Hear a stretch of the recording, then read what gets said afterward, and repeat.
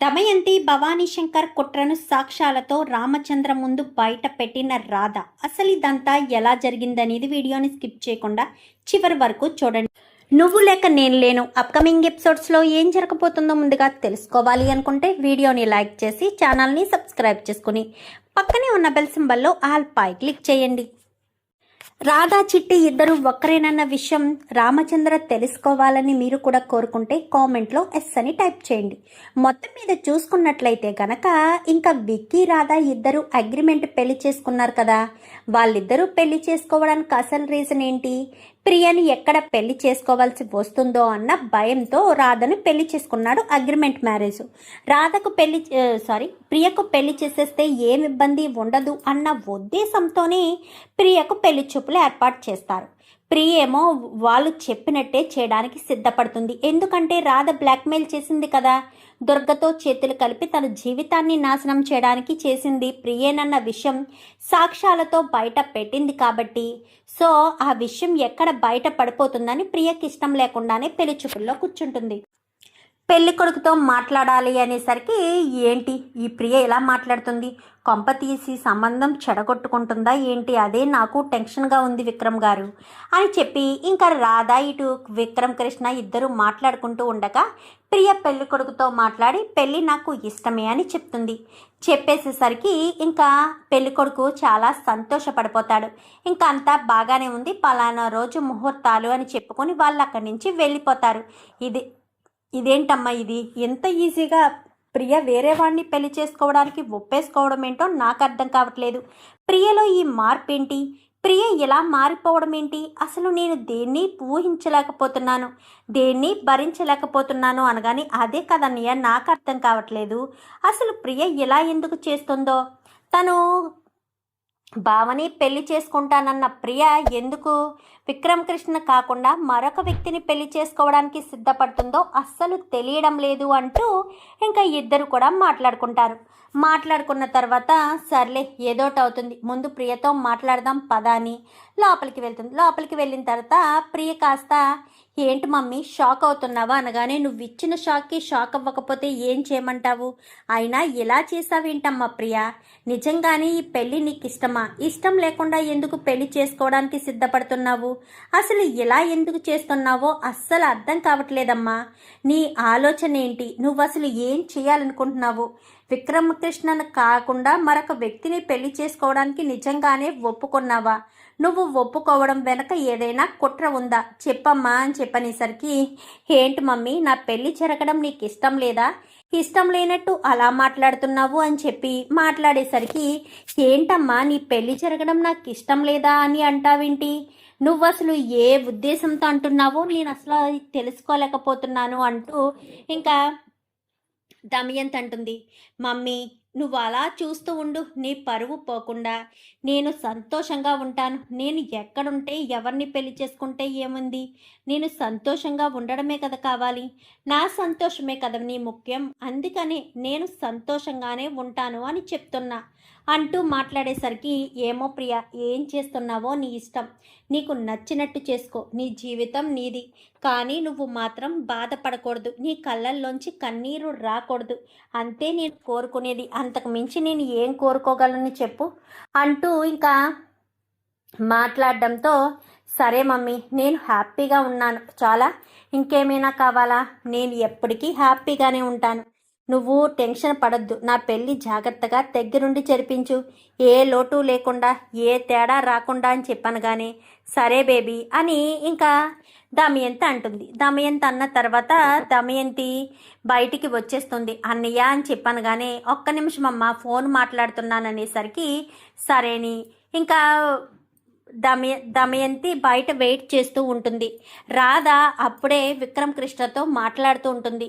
మొత్తానికైతే ప్రియ పెళ్ళికి ఒప్పుకుంది, అసలు మిమ్మల్ని కాదని ప్రియ మరొక వ్యక్తిని పెళ్లి చేసుకుంటాను అంటే నేను అస్సలు నమ్మలేకపోయాను, అసలు ప్రియ పెళ్లి చేసుకుంటుందా అని అనుమానం కూడా వచ్చింది, ప్రియేనా ఇలా మారిపోయింది, ప్రియేనా ఇలా పెళ్లి చేసుకుంటుంది, అస్సలు నమ్మలేకపోతున్నాను అంటూ ఇంకా వీడు మాట్లాడతారు. మాట్లాడేసరికి ఇంకా అదే కదా అర్థం కావట్లేదు, ఇందులో ఏ మతలబ్బు లేదు కదా అంటూ ఇంకా విక్రమ్ కృష్ణ అనగాని ఏమీ ఉండదు, మీరు అలా చూస్తూ ఉండండి, ప్రియకు ఆ వ్యక్తికి పెళ్లి చేసే బాధ్యత నాది, మిగిలిందంతా నేను చూసుకుంటాను, మీరు దేని గురించి టెన్షన్ పడకండి అంటూ రాధ హామీలిస్తుంది. ఇదేంటి రాధ హామీలిస్తుంది? నిజంగానే రాధ ఏం చేయబోతుంది, ఏం చెందబోతుంది, నాకు అసలు ఏమీ అర్థం కావట్లేదే. నిజంగానే రాధ ప్రియకు వేరే వ్యక్తిని ఇచ్చి పెళ్లి చేయడానికి ఇంతలా పూనుకోవాల్సిన అవసరం ఏముంది? అసలు రాధను అడ్డు తొలగిస్తే సరిపోయేది. రాధ ఉండడం వల్లే ప్రియ బయట వ్యక్తిని పెళ్లి చేసుకోవాల్సిన పరిస్థితి వచ్చింది. రాధే లేకపోయుంటే హ్యాపీగా మా ప్రియ విక్రమ్ కృష్ణను పెళ్లి చేసుకునేది కదా అని ఆలోచిస్తూ ఉంటుంది. ఆలోచిస్తూ ఉండేసరికి అక్కడి నుంచి వెళ్ళిపోతాడు. విక్రమ్ కృష్ణకు ఫోన్ వస్తే వెళ్ళిపోతాడు. రాధ నిలబడుతుంది. ఇంకా దమయంతి నిలబడేసరికి భవానీ శంకర్ వస్తాడు. భవానీ శంకర్ రావడంతో భవానీ శంకర్ ఇద్దరు మాట్లాడుకుంటూ ఉంటారు. ఏంటమ్మా రాధ అంటున్నావు అనగానే అప్పుడే రాధ లోపలికి వెళ్దామనుకున్న రాధ ఆగుతుంది. ఆగి చాటుగా ఉండి చూస్తూ ఉంటుంది. అన్నయ్య, ఆ రాధ అడుగడుగును అడ్డొస్తుంది అన్నయ్య, రాధను మాత్రం ఎట్టి పరిస్థితుల్లో వదిలేకూడదు. విక్రమ్ కృష్ణ రాధని మర్చిపోవాలి. నా కూతురు విక్రమ్ కృష్ణను పెళ్లి చేసుకోకపోయినా మరొక వ్యక్తిని పెళ్లి చేసుకున్నా సంతోషంగా ఉంటే చాలు, కానీ ఇక్కడ రాధ మాత్రం సంతోషంగా ఉండకూడదు, నా కూతురు మాత్రమే సంతోషంగా ఉండాలి అంటూ ఇంకా దమయంతి మాట్లాడుతుంది. నువ్వు చెప్పింది కరెక్టేనమ్మా, రాధని ఎలా తప్పిస్తామో అనగానే ఒకప్పుడు చిట్టిని తప్పించలేదా, అలాగే ఇప్పుడు రాధను తప్పిద్దామనేసరికి చిట్టి అనగానే ఒక్కసారిగా షాక్ అవుతుంది రాధ. వీళ్ళేంటి చిట్టి గురించి మాట్లాడుకుంటున్నారు, ఏదైనా ఇన్ఫర్మేషన్ వస్తుందా ఏంటి అని వెంటనే తన చేతిలో ఉన్న ఫోన్ని కాస్త అడ్డంగా పట్టుకుని వీడియో తీయడం మొదలు పెడుతుంది. ఏంటి అమ్మా ఏం మాట్లాడుతున్నావు చిట్టి నానగానే, అవునన్నయ్య, చిట్టిని మనం ఎలా తప్పించేశాము, ఎక్కడుందో ఏంటో తెలీదు, కుటుంబం నుంచి శాశ్వతంగా దూరం చేసేసాము, పగడ్బందీగా ప్లాన్ చేసే కదా ఇదంతా చేశాను, నా భర్త జోలికి వస్తే చూస్తూ ఊరుకుంటానా, నా భర్తను నాకు నుంచి దూరం చేస్తే చూస్తూ ఊరుకుంటానా, నా భర్తను దూరం చేయడం వల్లే కదా మా బావగారికి ఈ కర్మ పట్టింది, కూతురు దూరం అయింది, లేదంటే కూతురు భార్యతో ఎంతో సంతోషంగా ఉండేవాడు, నా జోలికి రాకుండా ఉండుంటే, నా జోలికి రావడం వల్లే కదా ఎంత ముప్పు వచ్చింది అంటూ మాట్లాడేసరికి అవును నిజమే, నువ్వు చెప్పింది 100% నిజమే, నీ జోలికి రావడం వల్లే జరిగింది, ఇప్పుడు ఏమంటావమ్మా అనగానే ఇంకా ఏమంటానన్నయ్య, ఆ రాధను తప్పించేద్దాం, చిట్టిని ఎలా అయితే దూరం చేసేసామో ఇప్పుడు రాధను కూడా విక్రమ్ కృష్ణకు దూరం చేసేస్తాను, భార్య లేకుండా విక్రమ్ కృష్ణ అలాగే మా బావగారు ఇద్దరు కూడా భార్య వియోగంతో బాధపడుతూ ఉండాలి, నా కూతురు సంతోషంగా కాపురం చేసుకుంటూ ఉండాలి, అది నాకు కావాల్సింది అంటూ ఇంకా దమయంతి ఇక్కడ విక్రమ్ భవానీ శంకర్ ఇద్దరు మాట్లాడుకుంటూ ఉండగా ఇదంతా కూడా రాధ తన ఫోన్లో వీడియో తీసిన రాధ ఒక్కసారిగా షాక్ అయిపోతుంది. ఇన్ని రోజులు చిట్టి ఎవరు దూరం చేశారో ఏంటో తెలీదు అని అనుకున్నారు, కానీ ఇప్పుడు అర్థమవుతుంది చిట్టిని దూరం చేసింది ఎవరా అని. చిట్టిని దూరం చేసింది దమయంతి గారి వల్లే చిట్టి దూరమైందా? అసలు చాలా పాపం దమయంతి చిట్టిని దూరం చేసి రామచంద్ర గురూజీని ఎంతో బాధ పెట్టారు. గురూజీ ఎంతో మంచివారు, అంత మంచివారైన గురూజీని బాధ పెట్టడం చాలా తప్పు, చాలా పొరపాటు. గురూజీ బాధపడితే అందరూ బాధపడతారు, పాపం గురూజీ అను ఎంతగానో బాధపడుతూ ఉంటుంది. ఇంకా రాధైతే గదిలో కూర్చుని రాధ బాధపడుతూ ఉండగా ఆ వీడియో ఫోను పక్కన పెట్టి బాధపడుతూ ఉంటుంది.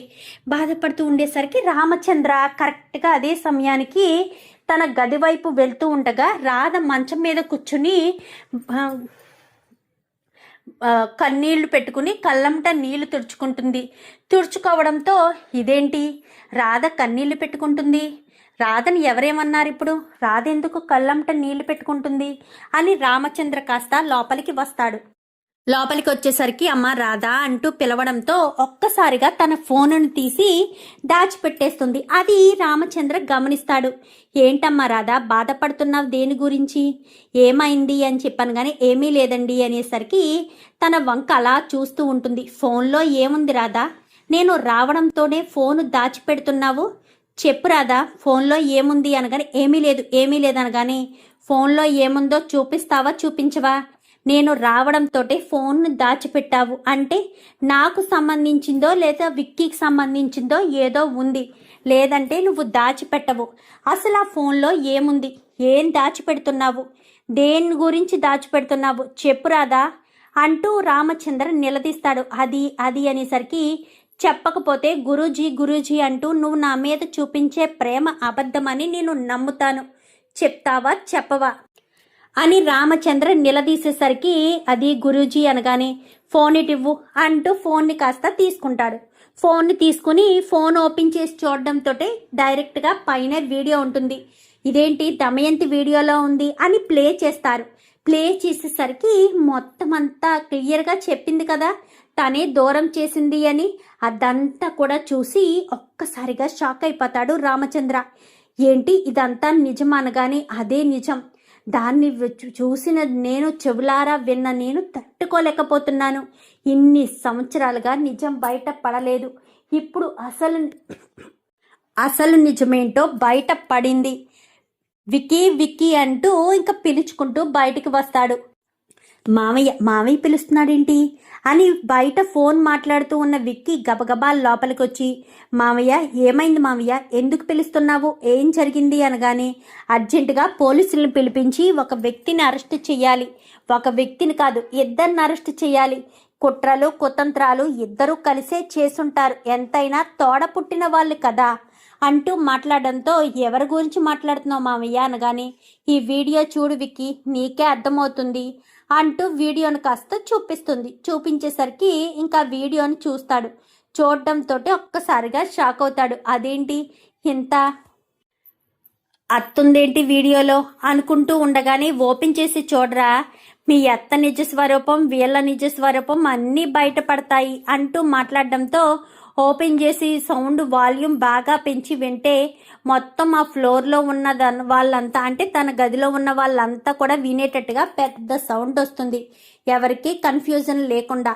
ఇంకా వీళ్ళిద్దరూ మాట్లాడుకున్న ప్రతి మాట క్లియర్ కట్గా వినబడేటట్టుగా ఉండేసరికి ఒక్కసారిగా ఇంకా ఏం చేయాలో ఏం మాట్లాడాలో ఎలా నిలబడాలో కూడా అర్థం కాని పరిస్థితిలో ఇంకా ఇలా ఉండేసరికి నమ్మలేకపోతున్నాను రా అనగానే చూడగానే నేను నమ్మలేకపోయాను. అసలు ఎలా జరిగిందో నాకు అర్థం కావట్లేదు. ఏం జరిగినా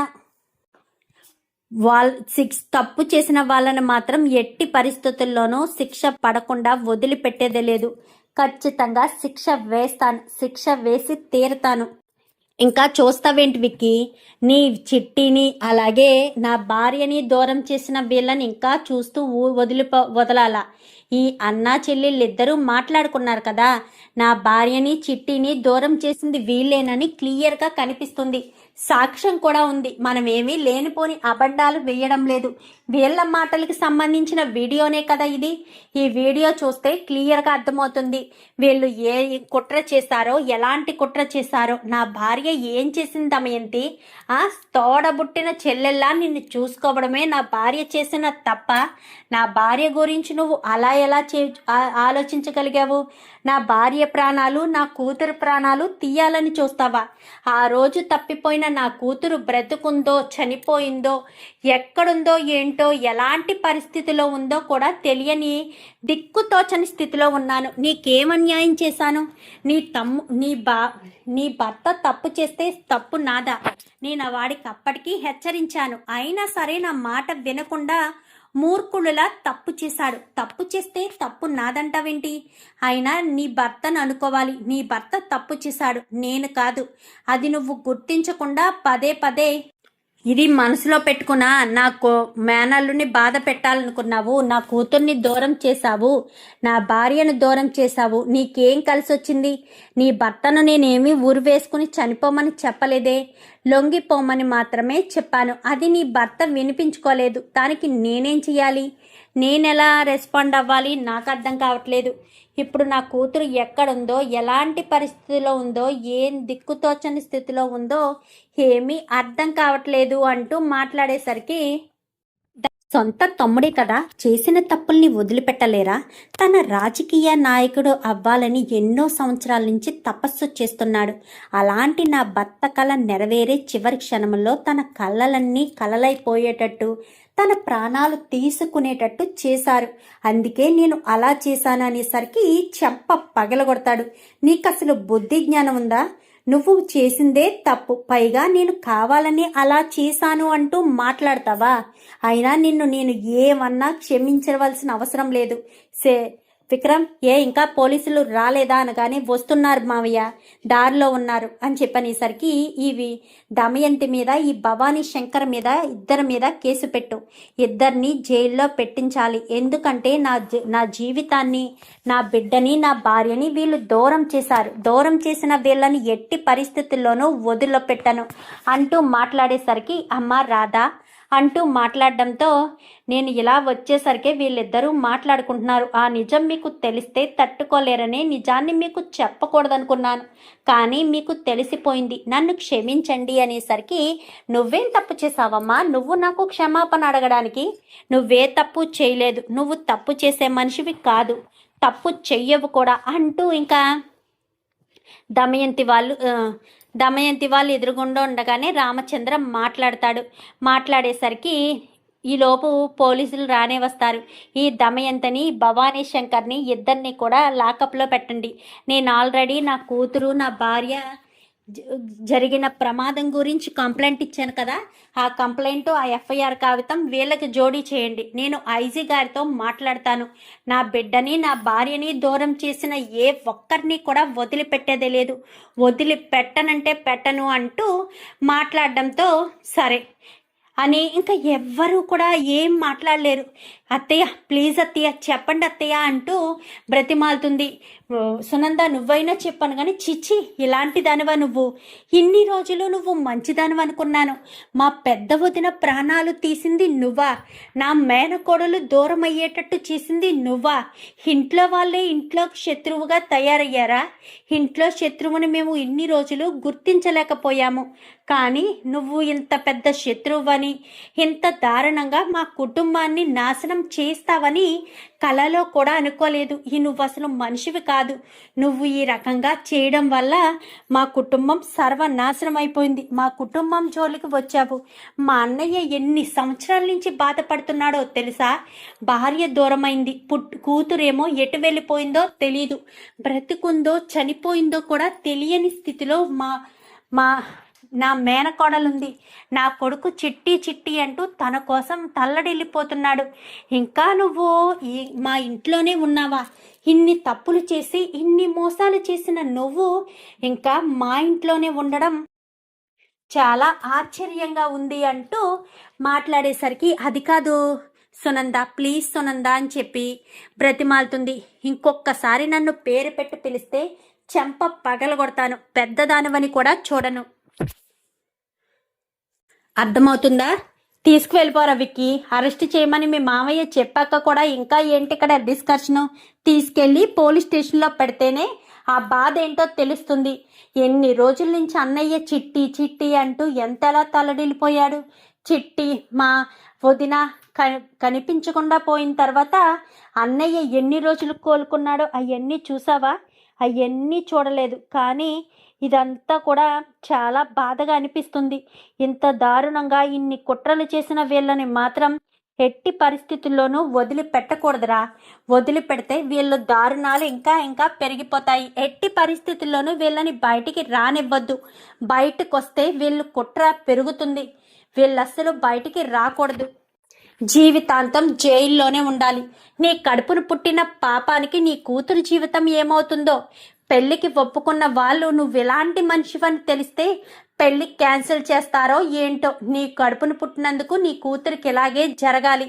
నా కొడుకుని నా కోడల్ని విడదీయడానికి ఆ దుర్గతో చేతులు కలిపింది. తల్లి ఒకటైతే విత్తనం ఒకటవుతుందా?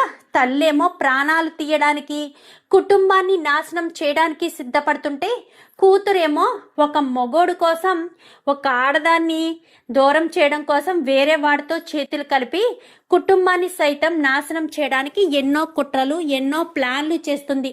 మిమ్మల్ని అస్సలు క్షమించకూడదు. మీలాంటి వాళ్ళని ఇన్ని రోజులు ఇంట్లో పెట్టుకున్నందుకు మా చెప్పుతో మేము కొట్టుకోవాలి. అసలు మీ మీద మాకు కొంచెం కూడా అనుమానం రాలేదు. అంతేలే, ఇంట్లో వాళ్ళ మీద ఎలా అనుమానం వస్తుంది? ఇంట్లో వాళ్ళు ఎంత దుర్మార్గులు అనేది ఇప్పుడే కదా తెలిసింది. మరి ఇంతలా తెలిసిన తర్వాత మిమ్మల్ని ఎలా వదిలిపెట్టాలి? అస్సలు వదిలిపెట్టకూడదు. విక్రమ్ కృష్ణ, వాళ్ళని అరెస్ట్ చేసి తీసుకెళ్ళు. ఎక్కువసేపు ఇక్కడ ఉంచుకో. అన్నయ్య, నువ్వు లోపలికి రా అన్నయ్య. రా, చిట్టి దొరుకుతుంది అన్నయ్య, ఖచ్చితంగా దొరుకుతుంది. చిట్టిని నిన్ను వేరు చేసిన వాళ్ళని విక్రమ్ కృష్ణ వదిలిపెట్టడు. ఖచ్చితంగా వాళ్ళిద్దరికీ శిక్ష పడేటట్టు చేస్తాడన్నయ్య. నువ్వు టెన్షన్ పడకు, నువ్వు బాధపడకు. విక్రమ్ ఉన్నాడు కదా, విక్రమ్ చూసుకుంటాడు. నువ్వు లోపలికి రా అన్నయ్య అని చెప్పి అనేసరికి, రండి గురూజీ, లోపలికి రండి అనగానే రామ్మ అని ఇంకందరూ లోపలికి తీసుకువెళ్తారు. వీళ్ళిద్దరిని కాస్త విక్రమ్ కృష్ణ అరెస్ట్ చేసి తీసుకువెళ్ళిపోతారు. ప్రియా, ఏంటి మమ్మీ ఇలా చేసింది? మమ్మీయే చేసిందా ఇదంతాను? నా గురించి ఆలోచించా లేక నాన్న గురించా? ఇదంతా చేసిన మమ్మీ ఇప్పుడు బయట పడిపోయింది. అంతా రాధ వల్లే విషయాలన్నీ బయటికి వచ్చేసాయి. ఇన్ని రోజులు మమ్మీ ముసుగులో ఉంది. ఇప్పుడు మమ్మీ ఇవన్నీ చేసిందన్న విషయం బయటకు వచ్చేసాయి. ఇప్పుడు మమ్మీని ఇంకా ఎప్పటికీ ఇంట్లోకి రానివ్వరు. తన రాజకీయ భవిష్యత్తు కూడా నాశనం అయిపోయినట్టే. పాపం మమ్మీ రాజకీయ భవిష్యత్తు మీద ఎన్నో ఆశలు పెంచుకుంది. నాన్న చనిపోవడంతోటే ఆ రాజకీయ పదవి అమ్మను భరించింది. కానీ అది 3 నాళ్ళ ముచ్చట్లాగే తయారైంది. ఇన్ని సంవత్సరాలు మమ్మీ కాసుకుని కూర్చుంది. ఇప్పుడు ఆ పదవి పోయింది అంటూ ప్రియ అయితే అనుకుంటూ ఉంటుంది. ఇంకా అలా అనుకుంటూ ఉండేసరికి ఇంకా దమయంతి అత్తగారు ఇన్ని రోజులు దమయంతికి సపోర్ట్ చేసింది కదా, ఇప్పుడు నాకు అర్థమైంది ఇన్ని రోజులు నేను ఈ తప్పుడు మనిషిని సపోర్ట్ చేశానని. ఇంట్లో వాళ్ళు ఎవరెన్ని చెప్తున్నా దమయంతి ఏం చెప్పినా చేస్తూ పోయాను. ఇప్పుడు దమయంతి ఇంత కుట్ర చేస్తుందని కలలో కూడా అనుకోలేదు. అసలు దమయంతి ఎలా ఆలోచించింది? ఈ రకంగా దమయంతి ఆలోచిస్తుందని కలలో కూడా అనుకోలేదు అంటూ ఎంతగానో బాధపడుతూ ఉంటుంది. ఇంకా చాలా బాధపడతాడు రామచంద్ర. లోపలికి వెళ్ళి ఈ జ్యూస్ తాగన్నయ్య అనగాని, ఏం వద్దమ్మా, ఏం వద్దు.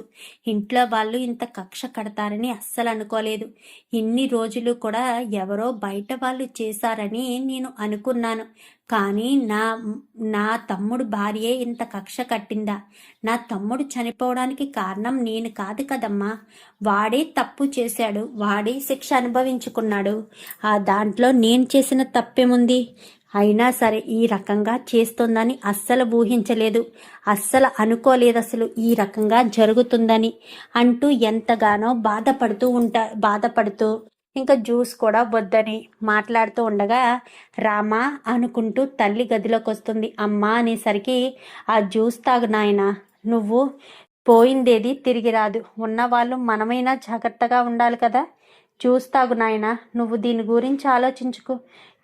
జరుగుతుందిలే, అన్నీ జరుగుతాయి.